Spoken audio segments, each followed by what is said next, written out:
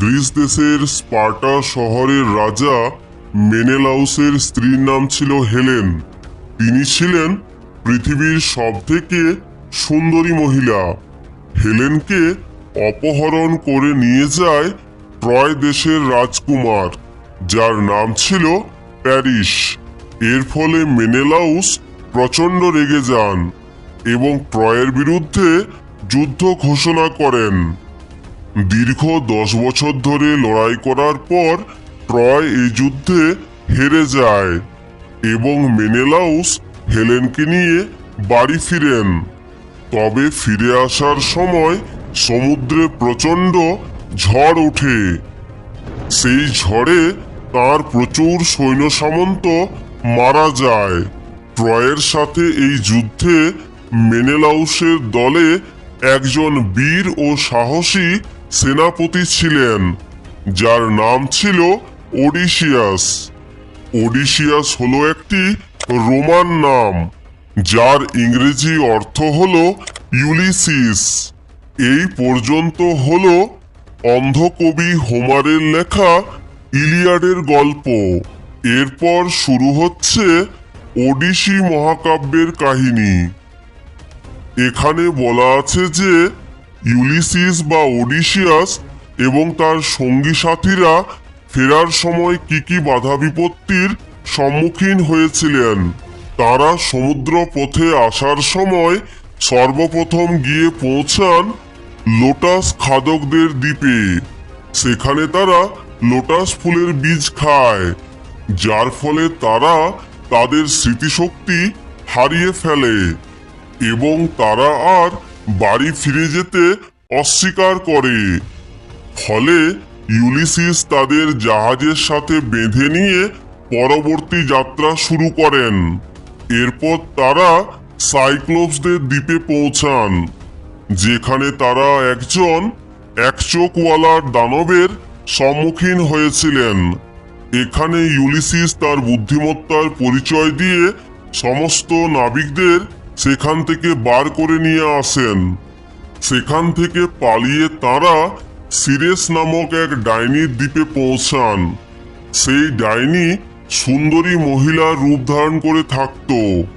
সিরেস ইউলিসিসের নাবিকদের খাবারের সাথে কিছু মিশিয়ে দিয়ে শূকরে পরিণত করেন।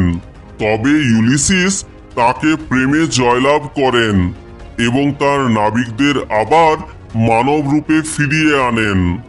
ইউলিসিস যখন সাগরে চলছিলেন, তখন তিনি সাইরেন নামক এক ধরনের জলপরীদের সম্মুখীন হন, যাদের গান শোনার পর নাবিকরা তাদের প্রতি আকৃষ্ট হয়ে জাহাজের থেকে জলে ঝাঁপ দিয়ে আত্মহত্যা করছিলেন। ইউলিসিস এই বিপদ এড়ানোর জন্য তার সৈন্যদের কান মোম দিয়ে বন্ধ করে দেন, কিন্তু ইউলিসিস তাদের গান শুনতে চেয়েছিলেন, তাই তিনি কানে মোম দেননি, কিন্তু নিজেকে জাহাজের সাথে বেঁধে রেখেছিলেন। এরপর তারা একটি সংকীর্ণ সাগরে পৌঁছান, যেখানে দুটি ভয়ঙ্কর বিপদ ছিল, যাদের মধ্যে একটির নাম ছিল স্কিলা এবং অপরটির নাম ছিল ক্যারিবারিস। স্কিলা ছিল এক রাক্ষস, যার 6টি মাথা এবং তীক্ষ্ণ দাঁত ছিল, আর ক্যারিবারিস ছিল এক বিশাল ঘূর্ণিঝড়, যা সবকিছু গ্রাস করে নিতে পারত। ইউলিসিস জানতেন যে যদি তারা স্কিলার দিকে যায় তবে কিছু পরিমাণ নাবিক মারা যাবেন, কিন্তু যদি তারা ক্যারিবারিসের দিকে যান তাহলে তাদের পুরো জাহাজ এবং সকল নাবিক একসাথেই মারা যাবেন। শেষে তিনি স্কিলার দিকে যাওয়ার সিদ্ধান্ত নেন, যাতে কম ক্ষতি হয়। এইভাবে ভয়ঙ্কর বিপদের সম্মুখীন হয়ে 20 বছর পরে ইউলিসিস নিজের বাসভূমি ইথাকায় ফিরে আসেন তার স্ত্রী পেনেলোপ ও পুত্র টেলেমাকাসের কাছে। তারপর তারা একসাথে সময় অতিবাহিত করেন, কিন্তু শীঘ্রই তিনি এই জীবনটাকে একঘেয়ে বলে মনে করেন। তার এই অলস জীবন পছন্দ নয়। তার চাই সেই আগের মতো দুর্গম অ্যাডভেঞ্চার। তাই তিনি তার পুত্রের হাতে তার রাজ্যের ভার দিয়ে তিনি চলে যেতে চান সেই দুর্গম অভিযানে। লর্ড আলফ্রেড টেনিসন হোমারের লেখা ইলিয়াড ও ওডিসি নামক দুটো মহাকাব্যের পাশাপাশি দান্তের ইনফার্নোর দ্বারাও প্রভাবিত হয়ে এই কবিতাটি লেখেন।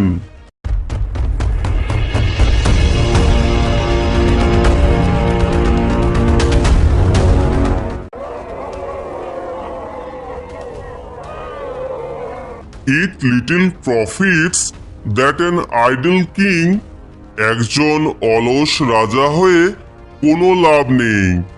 অর্থাৎ ইথাকার রাজা ইউলিসিসের আর অলসভাবে জীবন কাটাতে ভালো লাগছে না। বাই দিস স্টিল হার্থ, এই নিশ্চল চুল্লির পাশে বসে থেকে, অ্যামং দিস ব্যারেন ক্র্যাগস, ইথাকার এই অনুর্বর পাহাড়ি জমির মধ্যে আবদ্ধ থেকে, matched with an aged wife, একজন বয়স্ক স্ত্রীর সাথে সময় কাটাতে আর আমার ভালো লাগছে না। অর্থাৎ ইউলিসিসের স্ত্রী পেনেলোপ এখন বৃদ্ধ হয়ে গেছেন, আর ইউলিসিসের এখন আর তার স্ত্রীর সাথে সময় কাটাতে ভালো লাগছে না। I mate and dole unequal laws unto a savage race, আমি এখানে এক অসভ্য বর্বর জাতির উপর অসম আইন প্রবর্তন করে চলেছি। That hoard and sleep and feed, সেই জাতি যারা শুধু খাবার মজুদ করে আর ঘুমোয় আর খায় দায়। অ্যান্ড নো নট মি, আর তারা আমাকে জানেই না। I can not rest from travel, আমি কোনোভাবেই ভ্রমণ করা থেকে বিরত থাকতে পারবো না। I will drink life to the lees, আমি জীবনকে শেষ বিন্দু পর্যন্ত উপভোগ করতে চাই। All times I have enjoyed greatly, যেভাবে আমি সর্বদাই জীবনকে উপভোগ করেছি। হ্যাভ সাফার্ড গ্রেটলি, আবার কখনো প্রচন্ড যন্ত্রণাও ভোগ করেছি। Both with those that loved me, উপভোগ করা এবং যন্ত্রণা ভোগ করা দুটোই আমি তাদের সাথে কাটিয়েছি যারা আমায় অত্যন্ত ভালোবাসে। অ্যান্ড অ্যালোন অন শোর, আবার কখনো বা সমুদ্রের তীরে একাই কাটিয়েছি। অ্যান্ড হোয়েন, আর যখন, through scudding drips the rainy Hyades, Trojan যুদ্ধের পর ইথাকা ফিরে আসার সময় আমি প্রচণ্ড বর্ষার মধ্য দিয়ে সময় কাটানোর পর যখন আকাশে হায়াডিজ নক্ষত্রমণ্ডল দেখেছিলাম। ভেক্সড দ্য ডিম সি, যা ক্ষুব্ধ করে তুলেছিল ঘোলাটে সমুদ্রকে। I am become a name, আমি একটি নামে পরিণত হয়েছি। For always roaming with a hungry heart, কারণ সবাই জানে যে আমি সব সময় একটি ক্ষুধার্ত হৃদয় নিয়ে ঘুরি। Much have I seen and known, আমার এই অভিযানের সময় আমি অনেক কিছু দেখেছি এবং জেনেছি। সিটিজ অফ মেন, বিভিন্ন মানুষদের দ্বারা গঠিত শহরের সম্পর্কে জেনেছি। অ্যান্ড ম্যানার্স, আর বিভিন্ন মানুষদের রীতিনীতি জেনেছি। ক্লাইমেটস, সেই সব জায়গার জলবায়ু সম্পর্কেও জেনেছি। কাউন্সিলস, তাদের সভার সম্পর্কে জেনেছি। গভর্নমেন্টস, তাদের সরকার সম্বন্ধেও জেনেছি। মাইসেলফ নট লিস্ট, আমি যেখানেই গিয়েছি সেখানে আমাকে কম সম্মান দেওয়া হয়নি। But honoured of them all, বরং আমাকে অনেক বেশি সম্মানিত করা হয়েছে। and drunk delight of battle with my peers. আর আমার সহযোদ্ধাদের সাথে পান করেছি যুদ্ধের আনন্দ। Far on the ringing plains of windy Troy, এখান থেকে অনেক দূরে অবস্থিত সেই ট্রয়ের যুদ্ধক্ষেত্রে গুঞ্জনরত অস্ত্রের আওয়াজ। I am a part of all that I have met. যাদের সঙ্গে আমি সাক্ষাৎ করেছি তাদের সকলেরই অংশ হয়ে গেছি আমি। Yet all experience is an arch. তবুও আমার অর্জন করা অভিজ্ঞতাগুলো যেন একটা তোরণ বা ধনুকের আকৃতির দরজার মতো। Where through gleams, যার মধ্য দিয়ে চকচক করে। That untraveled world, সেই অজানা জগৎ অর্থাৎ সেই নতুন অভিজ্ঞতাগুলো। Whose margin fades, যার সীমারেখা মিলিয়ে যায়। Forever and forever when I move, চিরকাল ধরে যত আমি তার দিকে এগিয়ে যাই। অর্থাৎ ইউলিসিস বলেছেন তিনি যতবার ভাবেন এবারই তার অভিজ্ঞতা অর্জন করা শেষ, কিন্তু তিনি যতবার অভিজ্ঞতা অর্জন করতে থাকেন ততই যেন তার মনে হয় এই অভিজ্ঞতা অর্জনের কোনো শেষ নেই। হাউ ডাল ইট ইজ টু পজ, কি নীরস এই থেমে যাওয়া। টু মেক অ্যান এন্ড, এই অভিজ্ঞতা অর্জন করা বন্ধ করে দেওয়া। To rust unburnished, not to shine in use. অভিজ্ঞতা অর্জন না করা হলো সেই মরচে পড়ে যাওয়া তরবারির মতো, যা ব্যবহারের সময় চকচক করে না। As though two breathe war life, যেন শ্বাস প্রশ্বাস নেওয়াই হলো জীবন। লাইফ পাইলড অন লাইফ, জীবনের উপর যদি আরো জীবন চাপানো হয়। ওয়ার অল টু লিটল, তাও সেটা যেন খুবই অল্প। এখানে ইউলিসিস বলতে চেয়েছেন যে যদি কয়েকবার জন্মও নেওয়া হয় তাহলেও এই বিশ্বের সমস্ত অজানা জায়গাগুলো আবিষ্কার করা সম্ভব হবে না। And of one to me little remains, আর আমার এই একটা জীবনের অল্প কয়েকটা বছরই বাকি আছে। But every hour is saved, কিন্তু প্রতিটা ঘন্টাকে বাঁচানো হয়েছে। From that eternal silence something more, সেই অন্তহীন নীরবতার থেকে কিছু পরিমাণ বেশি। A bringer of new things, নতুন জিনিসপত্রের এক বাহক। অ্যান্ড ভাইল ইট ওয়ার, আর এটা বৃথাই ছিল। For some 3 sons two store and hold myself, কারণ 3 বছরের জন্য নিজেকে মজুদ ও সঞ্চয় করেছি। অর্থাৎ ইউলিসিসের ইথাকাতে ফেরা আজ 3 বছর শেষ হয়েছে, আর এই 3 বছরে তিনি কোনো অভিযান না করে শুধু নিজের স্ত্রীর সাথে ঘরে বসে সময় অপচয় করেছেন। And this grey spirit yearning in desire, আর এই বৃদ্ধ মন এখনো যেন আকাঙ্ক্ষায় আকুল হয়ে যায়। টু ফলো নলেজ, জ্ঞান লাভ করার জন্য। লাইক আ সিঙ্কিং স্টার, এক ডুবন্ত তারার মতো। Beyond the utmost bound of human thought, যা মানুষের ভাবনার চরম সীমার বাইরে। এখানে ইউলিসিস বলতে চেয়েছেন যে তার যৌবন চলে গিয়েছে এবং তিনি এখন বৃদ্ধাবস্থায় পা দিয়েছেন, তবু তার জানার আগ্রহের শেষ নেই। তিনি আরো অজানাকে জানতে চান, অদেখাকে দেখতে চান। This is my son, mine own Telemachus, এই যে আমার ছেলে, আমার নিজের Telemachus. To whom I leave the scripture and the isle, যাকে আমি দিয়ে যাব আমার রাজদণ্ড ও এই দ্বীপটি। Well loved of me, Telemachus আমার অত্যন্ত প্রিয়। Discerning to fulfil this labour, সে সুযোগ্য এই রাজ্য পরিচালনার কাজটি করার জন্য। By slow prudence to make mild a rugged people, তার ধীর বিচক্ষণতার দ্বারা সেই একমাত্র শান্ত করতে পারবে ইথাকার এই বর্বর মানুষগুলোকে।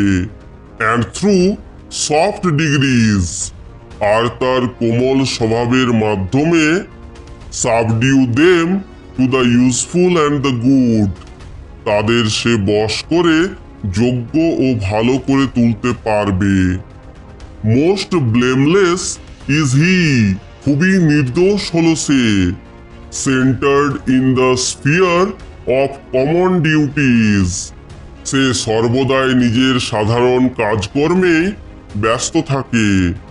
ডিসেন্ট নট টু ফেল, ব্যর্থ হয় না সে কোনোদিনও।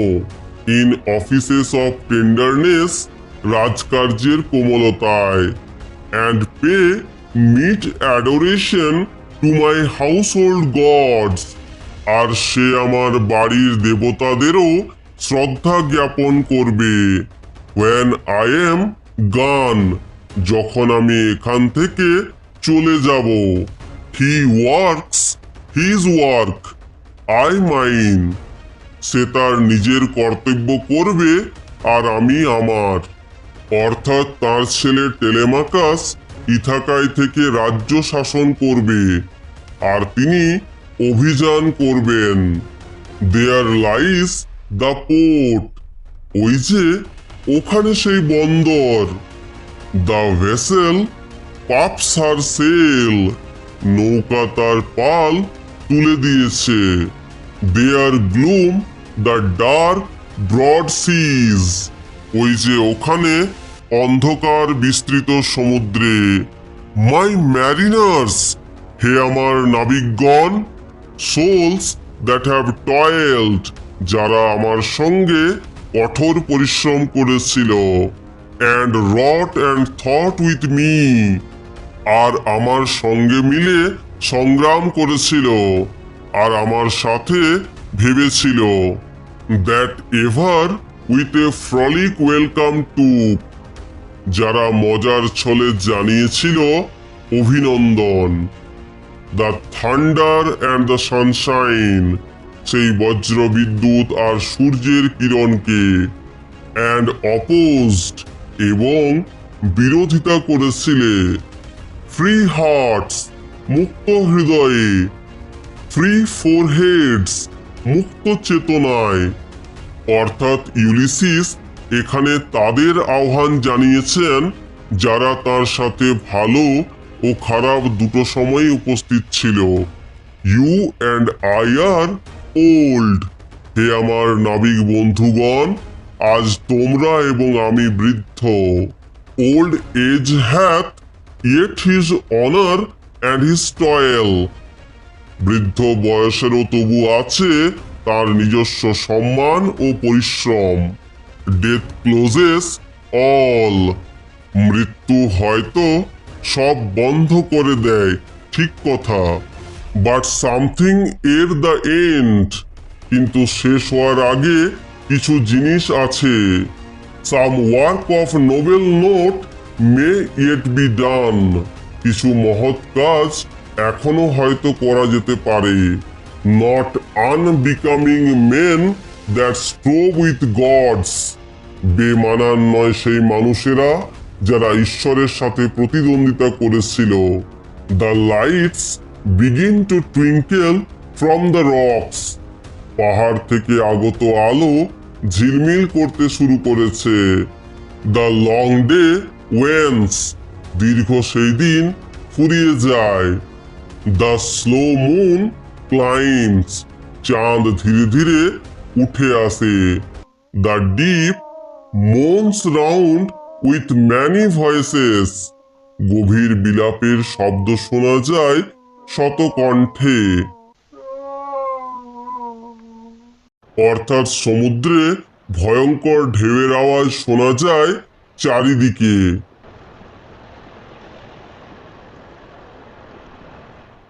কাম মাই ফ্রেন্ডস, এসো আমার বন্ধুগণ। It is not too late to seek a newer world. এখনো খুব একটা দেরি হয়নি নতুন একটা জগৎ খোঁজার জন্য।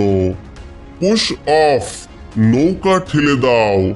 And sitting well in order smite, আর নিজের নিজের আসনে বসে নৌকার ডাঁড় দিয়ে আঘাত করো। দ্য সাউন্ডিং ফারোজ, সেই গর্জন করতে থাকা ঢেউগুলোকে।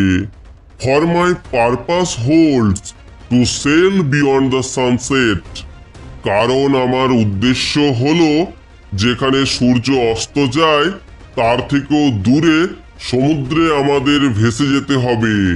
And the baths of all the western stars, আর পশ্চিমী তারাগুলো যেখানে ডুবে যায় তার থেকেও আমি দূরে চলে যাব।